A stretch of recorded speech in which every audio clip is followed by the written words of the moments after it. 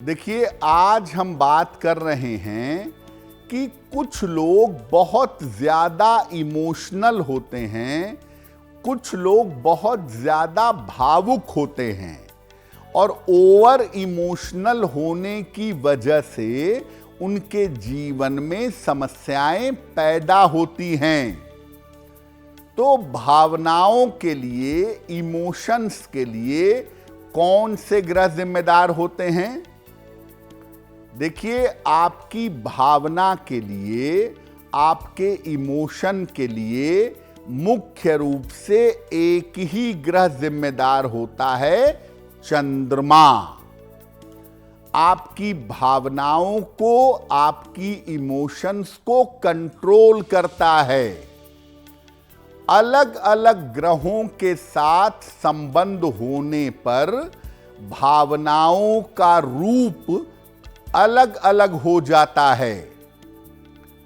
पाप ग्रह शनि, राहु, केतु ये भावनाओं को दूषित कर देते हैं और शुभ ग्रह बृहस्पति, शुक्र, बुध ये भावनाओं को शुद्ध कर देते हैं, भावनाओं को अच्छा बना देते हैं।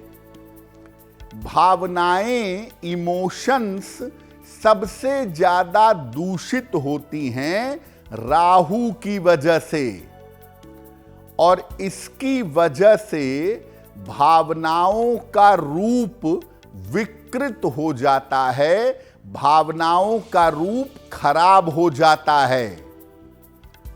कुंडली का जो जल तत्व है और जो जल तत्व की राशियां हैं, ये व्यक्ति की भावनाओं से जुड़ी होती हैं और इसमें भी कर्क राशि सबसे ज्यादा भावुक मानी जाती है।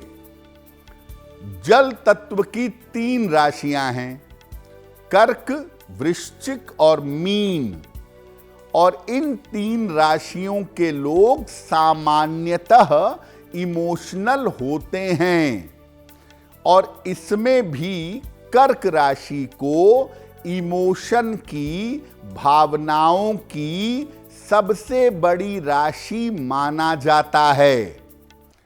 अगर कर्क राशि पर नकारात्मक प्रभाव न हो तो कर्क राशि की स्त्री हो या पुरुष हो, वो सामान्यतः इमोशनल होगा ही।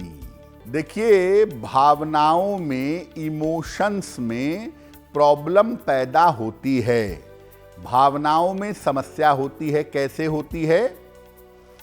अगर कुंडली में जल तत्व बिगड़ा हुआ हो, कुंडली में जल का इलाका खराब हो, तो व्यक्ति को इमोशंस की वजह से, भावनाओं की वजह से अवसाद हो जाता है, डिप्रेशन हो जाता है।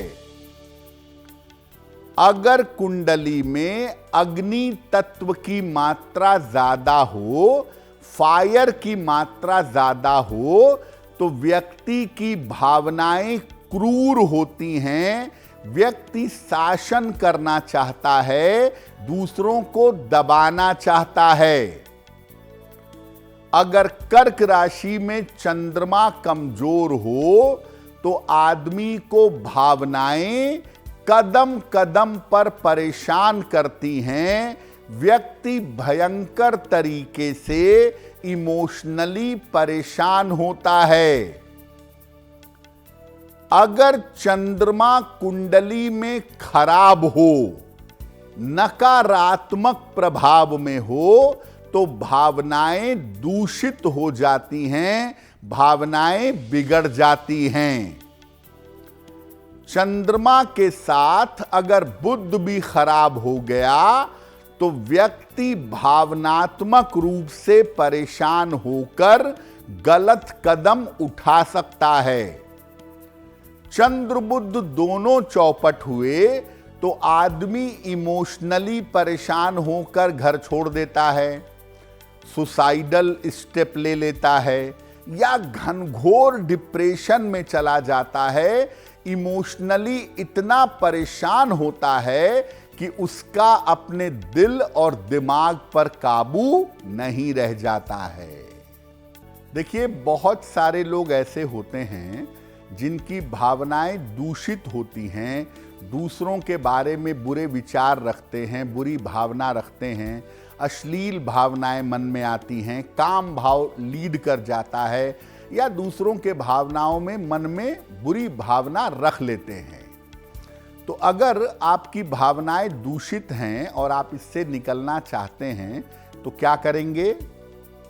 नियमित रूप से एकादशी का उपवास रखिएगा और एकादशी के उपवास में केवल जल और फल ग्रहण करिएगा। अपने आहार पर बहुत ध्यान दें, सात्विक आहार ग्रहण करने का प्रयास करें और जब मौका मिले शांति से बैठकर, इत्मीनान से बैठकर गायत्री मंत्र का यथाशक्ति जप करेंगे और भावनाओं को शुद्ध करने के लिए सलाह लेकर एक ओपल या एक पीला पुखराज धारण करेंगे। हालांकि भावनाओं को शुद्ध करने में पीला पुखराज बहुत ही अच्छा काम करता है। अगर आप पीला पुखराज या ओपल सलाह लेकर के पहने, अपने आहार को शुद्ध रखें, एकादशी का उपवास रखें, तो आपकी भावनाएं लगातार बेहतर होती चली जाएंगी।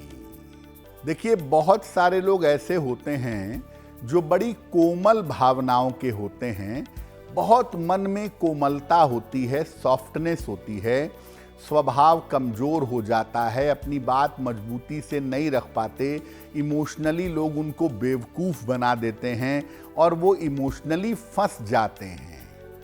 तो अगर आपकी भावनाएं बड़ी कोमल हैं, आपके स्वभाव को कमजोर करती हैं, तो क्या करना चाहिए?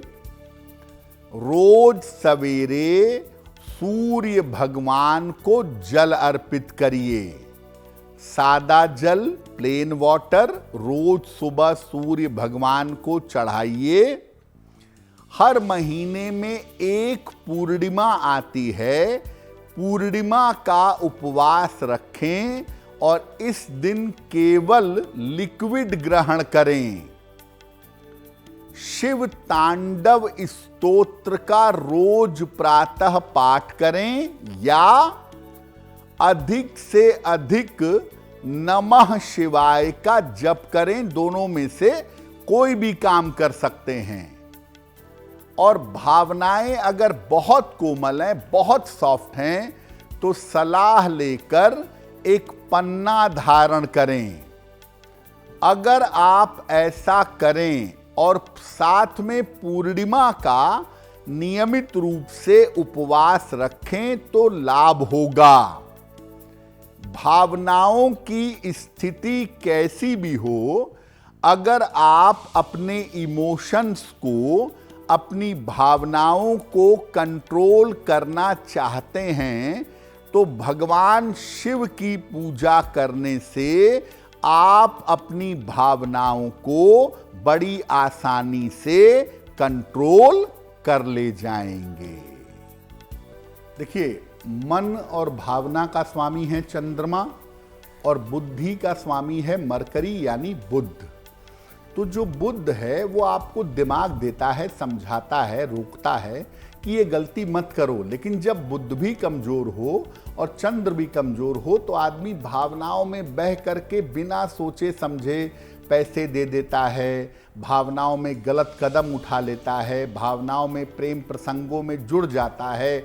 जिम्मेदारी होती है चंद्रमा की, लेकिन अगर बुध भी कमजोर हो गया तब मामला जरा जटिल हो जाता है।